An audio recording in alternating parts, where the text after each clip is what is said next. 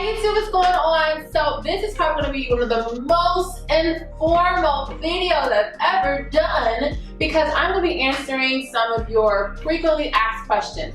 I got my cranberry juice here, you know, we're going to be, you know, just chatting, a curly chat and chill, we'll call it that. But occasionally I get asked questions, you know, that I see repetitively, and I'm like, okay, I should probably talk about that. You guys know, you guys on my channel for a while, I don't take much time getting into my videos because I value your time and I value my time. So the first question I get asked a lot is if I use a mixture of penetrating oils versus protecting oils. Is it still a pre-poo? Is it not a pre-poo? Etc., etc. So for example, let's say someone has, you know, a mixture of olive oil and coconut oil. Okay, olive oil is a very classic protecting oil. It's great for sealing the hair, smoothing the cuticles, and locking in moisture. Whereas coconut oil is a hardcore pre-poo oil. Now, my answer to this question is this. If you have a mixture going on, it all depends on the quantity of the oils. For example, if you have like 80% coconut oil and 20% olive oil, that oil mixture is really more of a pre-poo because you have a large amount of coconut oil in it. Now, if the tables were turned, you had 80% olive oil, 20% coconut, then that's going to be more of a sealing oil. Now, does that mean that the coconut oil is going to stay on the outside? More than likely, it's going to find its way eventually inside the cuticle. But really, it all depends on what you're trying to achieve. If you're trying to go with the pre-poo, I would just say use straight up coconut oil, like just 100% just that oil. Now you're trying to protect your hair and seal in moisture, then just use just straight up protecting oils, olive, sunflower, avocado, grapeseed. Now the second question I see a lot on this channel is about moisture. So some people say, hey, I moisturize my hair on Monday and by Thursday my hair is so dry. What is the problem? What is the issue? Now, in my opinion, you might need to moisturize your hair more than once or twice a week. That is normal. That's like going days without putting lotion on your skin. It's going to end up being dry. So I mentioned before in previous videos, for me, I have to moisturize my hair, if not every single day, once every 2 days. If I go after the second day, my hair becomes really dry. I would just say listen to your hair. Notice when it starts to change. Notice when the dullness and the roughness, you know, starts to come. That is a key indicator that, hey girl, you need to moisturize your hair a little bit more often, and that is okay. By the way, I want to say this. I didn't make a video on this yet, but moisture is a two-part process.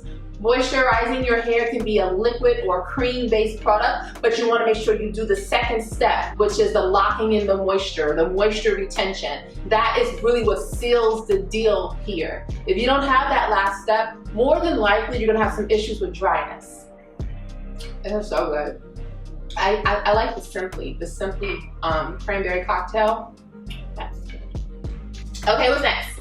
Silicone / grease. Ooh, it's a good one. Okay, I get this quite often, a lot on different platforms, especially on Instagram. If you guys aren't following me there. Okay, at Charming This Slang, you can find me there. But silicone versus grease. So here's the thing, I get asked about this.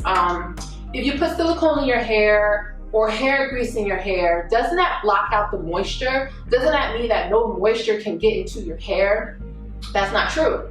And I always use this famous example because I think it's really interesting. I think it's very relatable. If you were to put a bunch of silicone, or hair grease on your hair right now, and then you go to the shower and put your head under the shower head, what's going to happen to your hair? Your hair is going to get soaked and wet. But how is that possible? Even with hair grease all over your hair and silicone all over your hair, that's possible because silicones and hair grease protect the hair. They lock in whatever is inside the hair, but they don't block. They protect, they don't block. So it's kind of like this. This is the silicone, this is your hair full of all this juicy moisture. It's locking in the moisture so that it doesn't evaporate, so your hair stays soft. But if moisturizing ingredients come into contact with the hair grease and the silicone, it's going to absorb its way past it into the hair itself.